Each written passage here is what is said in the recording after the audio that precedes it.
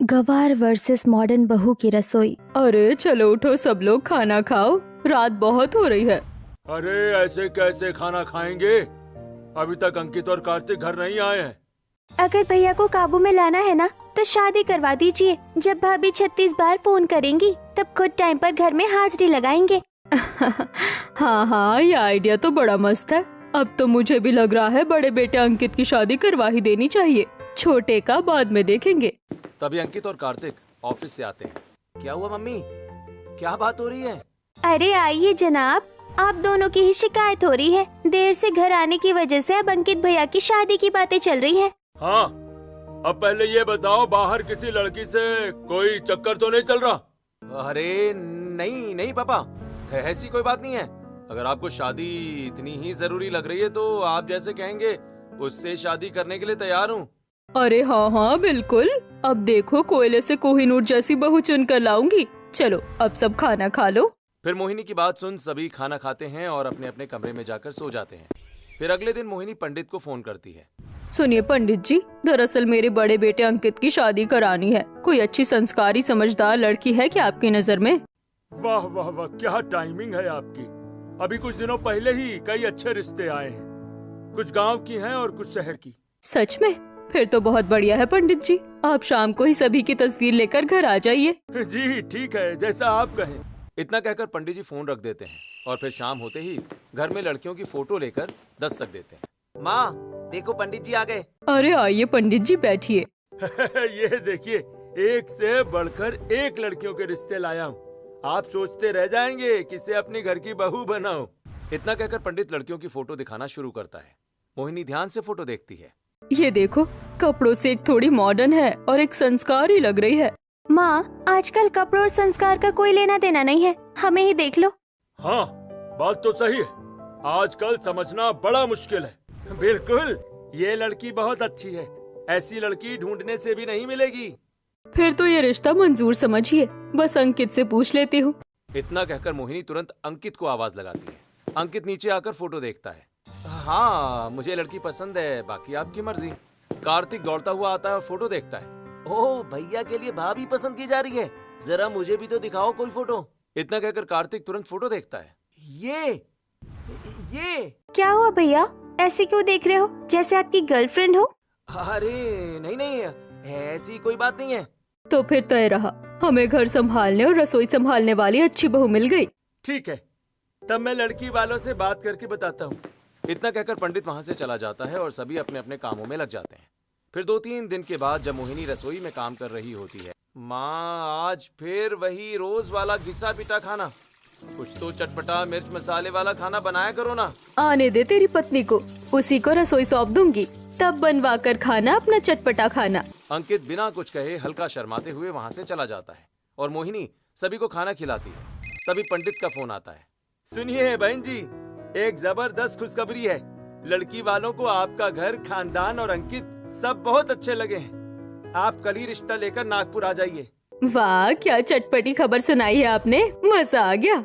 इतना कहकर मोहिनी फोन रखती है और सभी को खुशखबरी सुनाती है। सच में? फिर तो कल बहुत मजा आएगा। ये खुशियाँ बाद में मनाना, पहले तैयारियाँ करो, कल रिश्ता लेकर जाना है। हाँ सब लोग तैयार रहना, अगर लड़की अच्छी लगी तो वही शगुन देकर शादी पक्की कर देंगे। मोहिनी की बात सुनकर सभी जल्दी जल्दी खाना खाते हैं और शगुन का सामान जुटाने में लग जाते हैं। अरे आइए आइए, आप लोगों को आने में कोई तकलीफ तो नहीं हुई? अरे नहीं नहीं, आपके घर आने में कैसी तकलीफ? हाँ लेकिन अब थोड़ी तकलीफ हो रही है, आखिर भाभी को बुलाया ही नहीं, उन्हें ही तो देखने आए हैं। मैं अभी लेकर आती हूँ। अरे तू अभी तक तैयार नहीं हुई, नीचे रिश्ते वाले आए हैं। ओहो माँ, मैंने कह दिया ना, मैं किसी और से प्यार करती हूँ, मैं ये शादी नहीं करूँगी। चुपचाप तैयार होकर नीचे चल, वरना मुझसे बुरा कोई नहीं होगा। रिश्ता तय हो गया है, अब शादी वही होगी जहाँ हम चाहेंगे। नहीं माँ, मैं नहीं करने वाली ये शादी, न ही मुझे लड़के से मिलना है। तू चल रही है या पापा को बुलाऊं? हाँ हाँ, पापा की ही धमकी दो, चल रही हूँ। करीना मुंह बनाकर तैयार होती है और नीचे हॉल में आकर सभी को चाय देती है। वाकई चाय बहुत शानदार बनाई है, लगता है रसोई का काम भी अच्छे से आता है। अरे रसोई का काम? हमारे घर की पूरी रसोई तो यही संभालती है, मुझे तो किचन में जाने ही नहीं देती। दाल मखनी से लेकर राजमा चावल सब कुछ बनाती है। राजमा चावल तो दूर की बात, बिना जलाए मैगी बना लूं वही बड़ी बात है। माँ क्या क्या बोल रही हैं।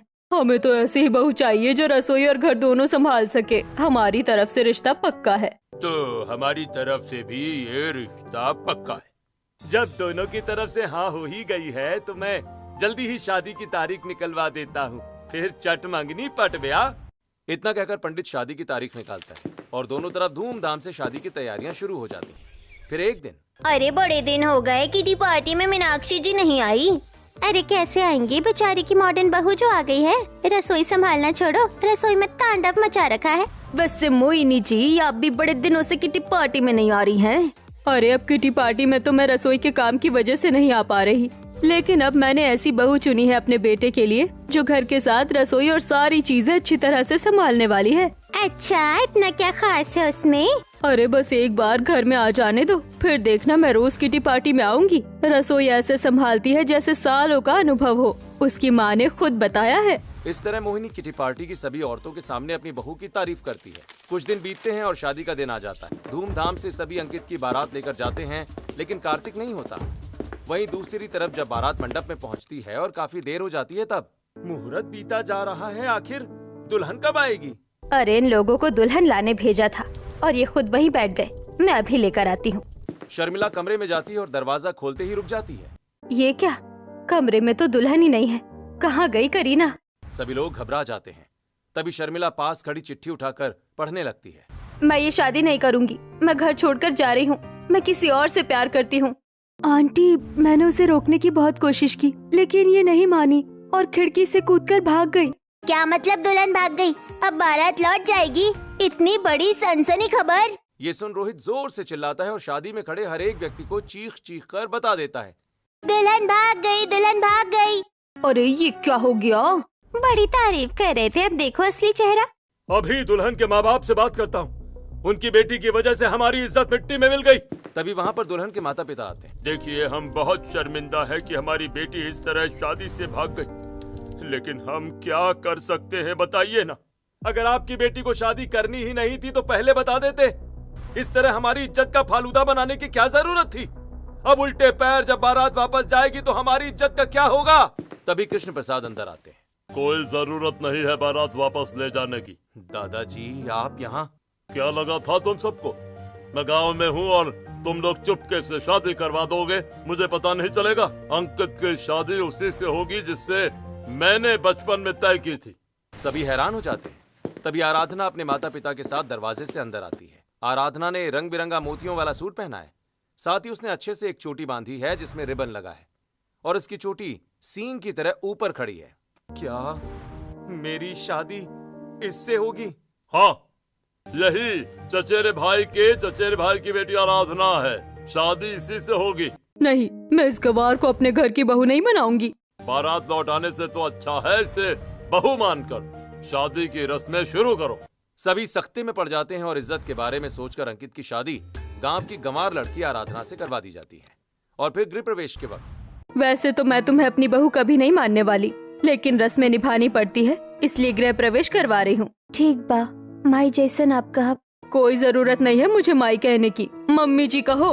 ठीक बा मम्मी जी, आज से मम्मी जी ही कहूँगी। हे भगवान, कैसी मॉडर्न भाभी सोच रखी थी और कैसी गवार भाभी मिली है। जो उम्मीद लगा बैठे थे, ठीक उसका उल्टा हुआ है। वैसे एक बात तो है, भाभी थोड़ी फनी जरूर है। चोटी नीचे करो तो ऊपर उठ जाती है। आयुष की बात सुन सभी हंसने लगते हैं और आराधना गृह प्रवेश करती है। जाओ बहू, अपने कमरे में जाकर आराम करो। आराधना मुड़ती है, तभी दरवाजे से आवाज आती है, रुक जाइए सब, अभी एक हमारा गृह प्रवेश बाकी है। सभी पीछे मुड़कर देखते हैं तो करीना और कार्तिक शादी के जोड़े में साथ खड़े हैं। ये क्या, करीना और कार्तिक? ये तो वही लड़की है जिसकी शादी अंकित से तय हुई थी। ऐसा इसलिए हुआ क्योंकि मैं इससे प्यार करता हूँ। भैया की शादी तय होने के बाद मैं कुछ कह नहीं सका। हाँ मॉम, मैं भी इससे बहुत प्यार करती हूँ और शादी भी इसी से करनी थी, लेकिन रिश्ता तय होने की वजह से कुछ बोल नहीं पाई। ये सुन मोहिनी अचानक चक्कर खाकर गिर पड़ती है। ओह माय गॉड, कितना ड्रामा है। आराधना मोजा लेकर आती है और सुंघाने लगती है। ये क्या कर रही हो बहू? अरे मोजा सुंघावे से जल्दी होश आ जाला। ओह माय गॉड, सच में तुम सिर्फ लुक से ही नहीं बल्कि रियलिटी में भी गवार बहू हो। इन सब से अच्छा है डॉक्टर बुलाओ। तभी मोहिनी होश में आ जाती है। छी, इसे दूर रखो, ये गवारपन मुझसे नहीं सहा जाता। हाँ वही तो, वैसे मॉम, अगर आपकी नौटंकी बंद हुई हो तो मैं जा रही हूँ। करीना मुंह बनाकर इतराते हुए निकल जाती है। मम्मी जी, अब आप ध्यान रखिए, हम कमरे में जाते हैं। बहू, तुम ये भोजपुरी मत बोलो, ये सब सिर्फ गांव की लैंग्वेज है। शहर में अगर ऐसी बातें करोगी तो सब गंवार ही कहेंगे।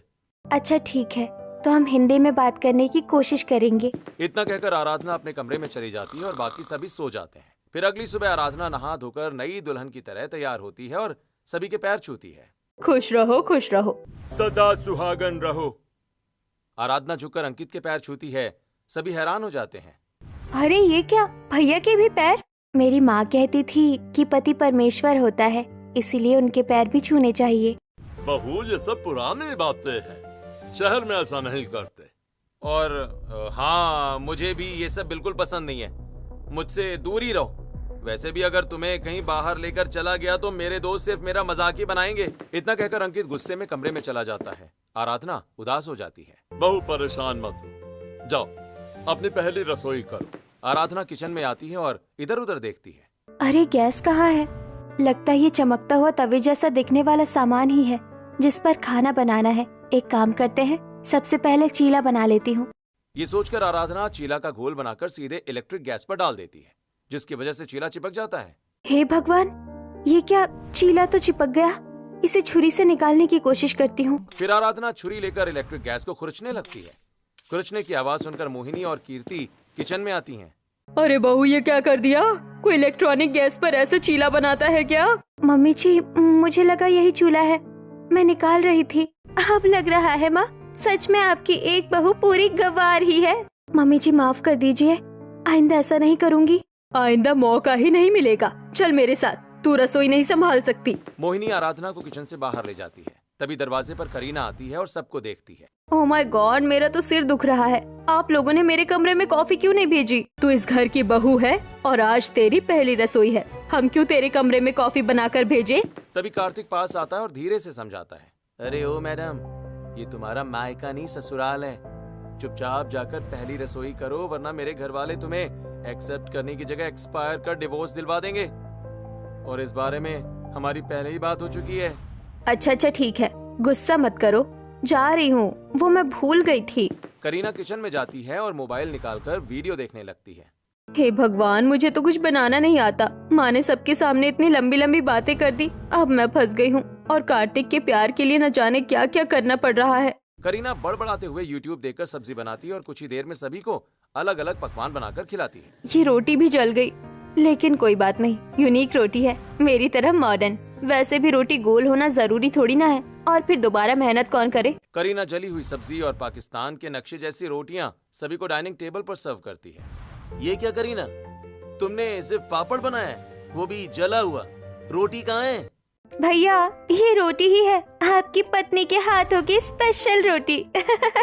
आप सब मजाक उड़ाना बंद कीजिए, क्योंकि मैं दोबारा खाना नहीं बनाने वाली, और इतनी मेहनत से मैंने खाना बनाया, सबको ये खाना तो पड़ेगा ही। करीना की बात सुनकर सभी जैसे तैसे आधी कच्ची पक्की रोटी और नमक वाली सब्जी खाते हैं। फिर दोपहर में, हे भगवान, आज तो रसोई करके मेरी कमर ही टूट गई। ये सब मुझसे रोज नहीं होगा, कुछ तो करना पड़ेगा।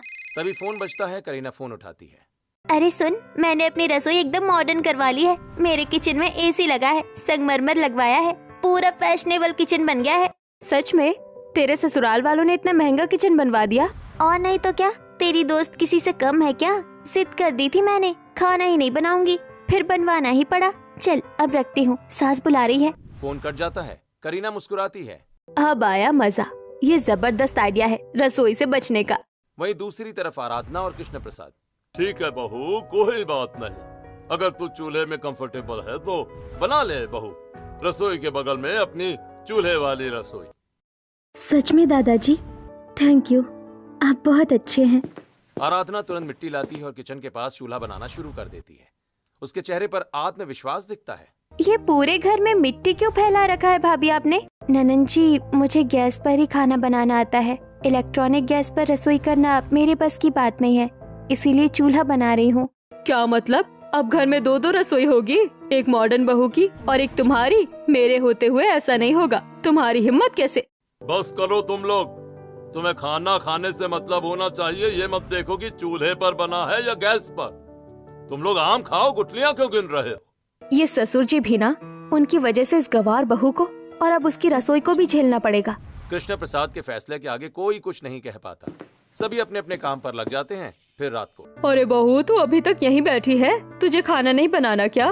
गवार बहू के लिए तो चूल्हा बन गया, लेकिन मेरे लिए मेरे जैसा मॉडर्न किचन कब बनेगा? क्या मतलब है तेरा? मतलब साफ है, मैं रसोई में तभी कदम रखूंगी जब किचन पूरी तरह मॉडर्न होगा, अच्छे डिजाइनर से डिजाइन होगा, महंगा संगमरमर और हर चीज हाई क्लास होगी। माइक्रोवेव, डिशवॉशर, सब कुछ होना चाहिए। हे भगवान, एक से बढ़कर एक बहू मिली है। कोई चूल्हे पर खाना बना रही है तो कोई मॉडर्न किचन की डिमांड कर रही है। पता नहीं कहाँ फंस गई मैं। माँ परेशान मत होइए, कुछ दिनों में इनका जुगाड़ भी हो ही जाएगा। चलिए छोटी भाभी के हाथ का खाना खा लेते हैं। फिर सभी बैठते हैं और आराधना का बनाया खाना खाते हैं। वाह भाभी, क्या स्वाद है। ना नमक ज्यादा ना मिर्च, बिल्कुल परफेक्ट। धन्यवाद। बस अब यही अच्छा है, ये चूल्हे पर खाना बनाती रहे और मैं आराम से रहूं। ये लोग मेरे लिए इतना महंगा किचन थोड़ी बनवाएंगे, लेकिन इसकी इतनी तारीफ मुझसे बर्दाश्त नहीं हो रही। सभी खुशी खुशी खाना खाकर अपने अपने कमरे में चले जाते हैं। इसी तरह फिर अगली सुबह अचानक सभी के कमरों में एक अजीब सी बदबू फैलने लगती है। छी, ये कैसी बदबू है? दूसरी तरफ करीना उठती है और नाक पकड़ती है। उफ, ये क्या है? ऐसा लग रहा है जैसे गोबर की बदबू हो। नीचे जाकर देखती हूँ। एक एक करके सभी लोग नींद में उठकर हॉल में आते हैं और हैरान रह जाते हैं, क्योंकि वहाँ आराधना गोबर से पूरे हॉल को लीप रही थी। अरे ये क्या कर रही हो तुम? आज शुक्रवार है मम्मी जी, गोबर से घर लीपने से घर में लक्ष्मी आती है। तभी करीना बड़बड़ाते हुए आधी नींद में वहाँ आती है। आज तो मैं इसे नहीं छोड़ूंगी, मेरी नींद खराब कर दी। तभी करीना फिसलकर गोबर पर गिर जाती है। उसका चेहरा गोबर से भर जाता है। अरे वाह, मॉडर्न भाभी का तो फेशियल भी देसी स्टाइल में हो गया। भाभी, ये तो नेचुरल स्किन केयर है, फ्री में मिल गया। सभी जोर जोर से हंसने लगते हैं। करीना गुस्से में उठती है और चेहरा साफ करती है। फिर शाम को मैं पार्लर जा रही हूँ और आते वक्त शॉपिंग भी करके आऊंगी। लेकिन बहू अभी तो 15,000 की ऑनलाइन शॉपिंग की थी। मैं अपने पति के पैसे इस्तेमाल कर रही हूँ, आपके नहीं, जो आप मेरे खर्चे गिन रही हैं। ये रोक टोक आप अपने लिए रखिए, मैं जैसी हूँ वैसी ही रहूंगी। करीना इतराते हुए चली जाती है। हे भगवान, कैसी बहू मिली है, न घर संभालना न रसोई, बस पैसे उड़ाना और एटीट्यूड दिखाना। तभी कृष्ण प्रसाद आते हैं। बहू, तुम बहुत दिन से कहीं गई नहीं हो, जाओ शॉपिंग करके आओ। आराधना सिर हिलाकर शॉपिंग के लिए निकल जाती है। कुछ देर में आराधना बाजार पहुंचकर मॉल में बहुत पैसे लगेंगे, दुकान से ही अच्छे और सस्ते कपड़े ले लेती हूँ। आराधना सादगी और समझदारी से कपड़े खरीदती है, तो वहीं दूसरी तरफ पैसों की चिंता मत करो, कपड़े दिखाओ, 2 लाख के भी हुए तो ले लूंगी। इस तरह करीना लाखों की शॉपिंग करती है और आराधना हजारों की भी नहीं। फिर दोनों घर लौटती हैं। ये लो, 10 लाख का बिल है, पे कर देना। हे भगवान, इतनी खर्चीली पत्नी। वैसे मम्मी जी, ये पैसे बच गए, दुकान से ही शॉपिंग कर ली। मैं इसे गलत समझता रहा, लेकिन ये तो कितनी अच्छी है। और फिर लुक में क्या रखा है, गांव की है तो वैसी दिखेगी ना। एक काम करता हूँ, कल ही पार्लर का अपॉइंटमेंट बुक कर लेता हूँ। ये सोचकर अंकित पार्लर का अपॉइंटमेंट बुक कर लेता है और अगले ही दिन अपने साथ आराधना को लेकर पार्लर जाने लगता है। पूरे रात से तुम अपना घूंघट मत हटाना और ना ही किसी को बताना कि तुम मेरी पत्नी हो, क्योंकि अगर तुमने जबान खोली तो मेरी इज्जत मिट्टी में मिल जाएगी। इस तरह अंकित अपनी पत्नी को छिपते छिपाते लेकर पार्लर पहुंचता है, तो वहीं दूसरी तरफ बहू, तेरी डिमांड पर हमने तेरे लिए मॉडर्न रसोई बनवा दी है, चल देख। क्या मॉडर्न रसोई?